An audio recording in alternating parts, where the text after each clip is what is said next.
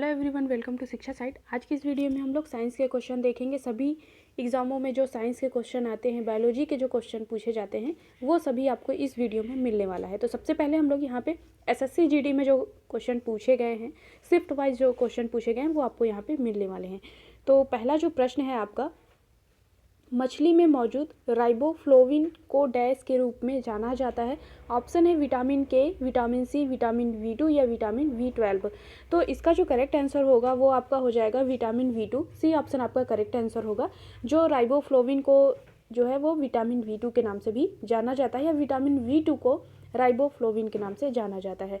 और इसकी जो एक्सप्लेनेशन किया गया है, यहाँ पे एक्सप्लेन किया गया है, मछली में मौजूद राइबोफ्लोविन को विटामिन V2 के रूप में जाना जाता है। विटामिन के को फाइलोक्विनोन कहा जाता है। इसकी कमी से रक्त का थक्का नहीं बनता है। ये भी क्वेश्चन बहुत एग्जामों में पूछा जा चुका है कि विटामिन के को किस नाम से जानते हैं, या रक्त का थक्का जमाने में रक्त का थक्का नहीं बनने देता है, वो कौन सा विटामिन है। तो यहाँ पे ये हो जाएगा। और विटामिन सी का रासायनिक नाम एस्कॉर्बिक एसिड है। सभी यहाँ पे चारों पॉइंट इंपॉर्टेंट हैं। और विटामिन V12 का रासायनिक नाम साइनोकोबाल्मिन है। तो यहाँ पे चारों ऑप्शन आप नोट कर सकते हैं, सभी इंपॉर्टेंट हैं।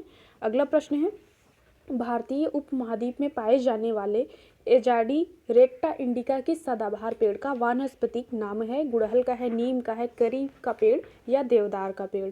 ये 2019 शिफ्ट फर्स्ट में पूछा गया था। तो इसका जो करेक्ट आंसर हो जाएगा, एजाडी रेक्टा इंडिका जो होता है वो नीम को बोला जाता है। यहाँ पे नीम का वैज्ञानिक नाम है। तो ये यहाँ पे बी ऑप्शन आपका करेक्ट आंसर हो जाएगा। और अभी तक आपने चैनल को सब्सक्राइब नहीं किया है तो कर ले, साथ ही साथ बेल आइकन को प्रेस कर ले, क्योंकि आप सभी के लिए इसके पहले हमने रोजगार पब्लिकेशन का हिंदी का प्रैक्टिस सेट आप सभी को करवाया है। और इस समय भी हम लोग रोजगार पब्लिकेशन का जीएस का जो पार्ट आता है एसएससी जीडी में, उसको यहाँ पे सॉल्व कर रहे हैं। इसका यहाँ पे जो भी एक्सप्लेन किया गया है इस क्वेश्चन को, इसके ऑप्शन जो भी दिए गए हैं उसको भी यहाँ पे एक्सप्लेन कर दिया गया है। जैसे गुड़हल का ऑप्शन में था तो उन्होंने गुड़हल का वानस्पतिक नाम भी यहाँ पे बता दिया गया है, क्योंकि ज़रूरी नहीं होता है कि सेम वही क्वेश्चन है, ऑप्शन से भी पूछ सकते हैं।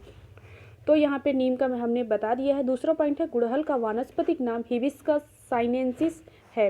करी का पत्ता का वानस्पतिक नाम मुराया कोएनिजी है। और देवदार के पेड़ का वानस्पतिक नाम संडरसत और डेओडारा है।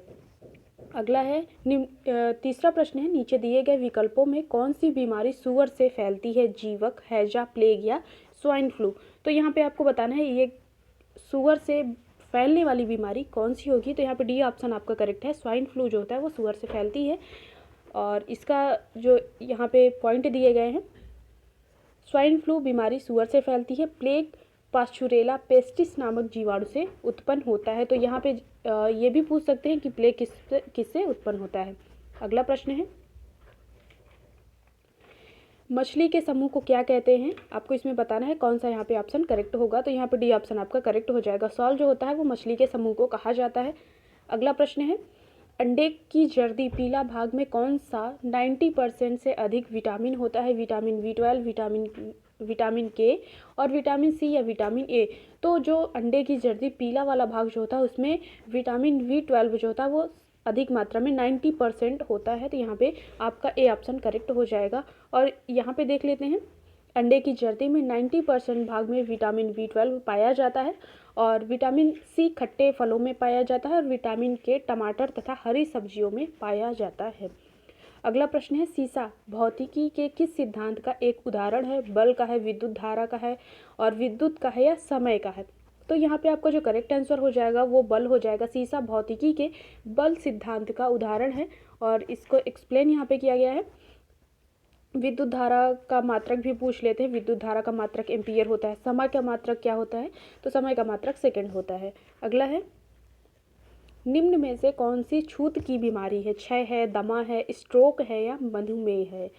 तो सभी यहाँ पे जो क्वेश्चन आपको मिल रहे हैं सभी पूछे हुए प्रश्न है, प्रीवियस ईयर क्वेश्चन है। तो इम्पॉर्टेंट है, आप लोग वीडियो को शुरू से लेकर लास्ट तक जरूर देखें। तो यहाँ पे इसका छूत की बीमारी के बारे में पूछ रहा है, तो क्षय हो जाएगा। क्षय की बीमारी जो होती है वो छूत की बीमारी है। अगला है, मधुमेह के बारे में पूछ सकता है, तो यहाँ पे इंसुलिन आप बता सकते हैं। अगला है,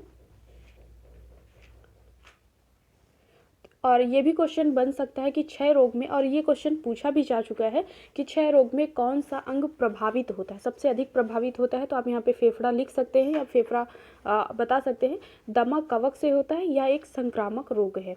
ठीक है, अगला प्रश्न है, हमारी आंतों में पाया जाने वाला बैक्टीरिया कौन सा है जो हमें खाना पचाने में मदद करता है।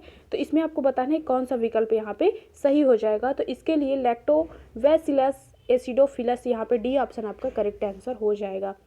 ठीक है, अगला है, औद्योगिक संस्थान में भार उठाने के लिए जिस हाइड्रोलिक जैक का उपयोग किया जाता है वह भौतिकी के किस नियम पर आधारित है। आर्किमिडीज सिद्धांत, खेल सिद्धांत, पास्कल का नियम या न्यूटन का नियम।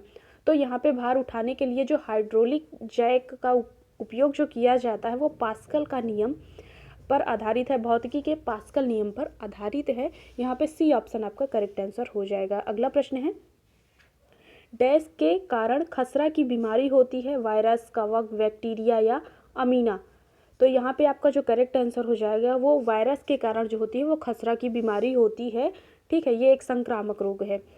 इसके यहाँ पे सभी पॉइंट को एक्सप्लेन किया गया है। जैसे खसरा बीमारी वायरस के कारण होती है, दाद खाज गंजापन में बीमारियां कवक जनित रोग के कारण होती है, हैजा नामक बीमारी विब्रियो कोलेरा बैक्टीरिया के कारण होती है, और पायरिया पेचिस से ये अमीबा जनित बीमारी है। तो यहाँ पे आपको ये भी पूछा जा सकता है कि हैजा कौन से बैक्टीरिया के कारण होती है, तो विब्रियो कोलेरा। ठीक है, अगला प्रश्न है, इथेनॉल उत्पादन किस प्रक्रिया द्वारा किया जाता है, लवणीकरण, अनुमापन, किण्वन या संयोजन। तो यहाँ पे आपका जो करेक्ट आंसर हो जाएगा वो किण्वन हो जाएगा। ठीक है, यहाँ पे सी ऑप्शन आपका करेक्ट है। अगला प्रश्न है, पारंपरिक ताप दीप्त बल्ब में फिलामेंट किस धातु का बना होता है, लोहा का, टंगस्टन का, तांबा का या प्लेटिनम का। तो यहाँ पे इसका जो करेक्ट आंसर हो जाएगा वो टंगस्टन हो जाएगा। सी ऑप्शन आपका करेक्ट आंसर है। और इसका जो यहाँ पे एक्सप्लेन व्याख्या जो दी गई है, पारंपरिक ताप दीप्त बल्ब में फिलामेंट टंगस्टन धातु का बना होता है, इसका गलनांक बहुत उच्च होता है, इसलिए टंगस्टन का इस्तेमाल किया जाता है ताकि ज़्यादा गर्म होने पर फिलामेंट गल ना जाए। तो 13वां प्रश्न है, निम्न में से कौन धानी प्राणी का उदाहरण है, कंगारू है, जेब्रा है और कछुआ या सियार। तो यहाँ पे आपका जो करेक्ट आंसर हो जाएगा वो ए ऑप्शन हो जाएगा। कंगारू जो होता है वो धानी प्राणी का उदाहरण है। इसकी व्याख्या देख लेते हैं। कंगारू धानी प्राणी या जिसको बोल सकते हैं मार्सुपियल का उदाहरण है। प्राणी या मार्सुपियल जो होते हैं स्तनधारी जानवरों का एक वर्ग है जो अपने शिशुओं को अपने पेट के पास बनी हुई एक धानी या थैली में रखकर चलते हैं। इस श्रेणी में कंगारू शामिल है। अगला प्रश्न है, उस उपकरण का नाम बताइए जो चालक में संभावित अंतर बनाए रखने में मदद करता है। शक्ति नापने का यंत्र और कैलिपर, बैटरी या यूडियोमीटर। तो इसका जो करेक्ट आंसर हो जाएगा वो आपका डी ऑप्शन हो जाएगा। जो चालक में संभावित अंतर बनाए रखने में जो मदद करता है वो बैटरी करता है। यहाँ पे डी ऑप्शन करेक्ट आंसर है।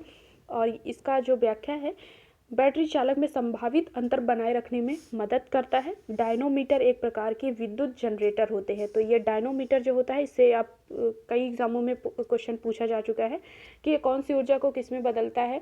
और कैलिपर दूरी मापने की इकाई है, तो ये भी दूरी मापने की इकाई भी पूछा जा चुका है। यूडियोमीटर भौतिकी या रासायनिक परिवर्तन के बाद गैस के मिश्रण की मात्रा को मापता है। तो यहाँ पे तीनों जो व्याख्या इसमें दी हुई हैं सभी इंपॉर्टेंट हैं। 15वां प्रश्न है, गति का कौन सा नियम कहता है कि जब एक पदार्थ दूसरे पदार्थ पर जोर लगाता है तो दूसरा पदार्थ तुरंत पहले पर वापस बल लगाता है। तो गति का न्यूटन के गति का तीसरा नियम, स्टीफन का नियम, कूलाम का नियम या न्यूटन की गति का तीसरा नियम। तो यहाँ पे इसका जो करेक्ट आंसर हो जाएगा वो आपका डी हो जाएगा। यहाँ पे दूसरा होना चाहिए था ये ऑप्शन में। तो न्यूटन की गति का तीसरा नियम यह है कि जब भी आप किसी वस्तु पर बल लगाएंगे तो वो वस्तु भी आपके ऊपर उतनी ही मात्रा में प्रतिक्रिया भी करती है। तो यहाँ पे डी ऑप्शन आपका करेक्ट आंसर होगा। अगला है, यहाँ पे इसकी व्याख्या देख लेते हैं। न्यूटन के गति के तीसरे नियम के अनुसार जब एक पदार्थ दूसरे पदार्थ पर जोर लगाता है तो दूसरा पदार्थ तुरंत पहले पर वापस बल लगाता है। इसे प्रतिक्रिया का नियम भी कहते हैं। ठीक है, स्टीफन के नियम के अनुसार किसी भी पृष्ठ द्वारा उत्सर्जित ऊष्मा ऊर्जा का मान परम शून्य ताप के चतुर्थ घात के समानुपाती होता है। अगला है कूलाम के नियम के अनुसार दो बिंदु आवेशों के बीच लगने वाला बल दोनों आवेशों के गुणनफल के समानुपाती होता है और उन दोनों आवेशों के बीच की दूरी के वर्ग के व्युत्क्रमानुपाती होता है। तो यहाँ पे ये आपका हो जाता है Q1 इंटू Q2 अपान R स्क्वायर। ठीक है, कूलाम का नियम हो जाएगा। अगला है ओरल पोलियो वैक्सीन का आविष्कार किसने किया था? जोहान साल्क ने, जॉन नैश ने, लुई पाश्चर ने या अल्बर्ट साबिन ने। तो यहाँ पे ओरल पोलियो वैक्सीन की बात किया जा रहा है। अक्सर लोग इसमें सी ऑप्शन टिक करते हैं, लेकिन आपका यहाँ पे जो करेक्ट आंसर हो जाएगा वो अल्बर्ट साबिन हो जाएगा। ओरल पोलियो वैक्सीन का आविष्कार इन्होंने किया था। इसकी व्याख्या देख लेते हैं। ओरल पोलियो वैक्सीन का आविष्कार अल्बर्ट साबिन सन 1961 में किया था। जोहान साल्क ने सबसे पहले पोलियो के प्रभावी टीके का विकास किया था। लुई पाश्चर ने सर्वप्रथम रेबीज के टीके का खोज किया था। अगला है डीजल डैश का उदाहरण है संघनन का, वाष्पीकरण का, अवक्षेपण का या निस्तरण का। तो यहाँ पे इसका जो करेक्ट आंसर हो जाएगा डीजल जो होता है वो अवक्षेपण का उदाहरण होता है। यहाँ पे आपका सी ऑप्शन करेक्ट हो जाएगा। अगला प्रश्न है वेबर किसकी इकाई होती है? चुंबकीय प्रभाव घनत्व की, चुंबकीय विद्युत चालकत्व की, विद्युत चुंबकीय प्रवाह की या धारिता की। इसमें आपका जो करेक्ट आंसर हो जाएगा वो आपका ए ऑप्शन हो जाएगा, चुंबकीय प्रभाव घनत्व की।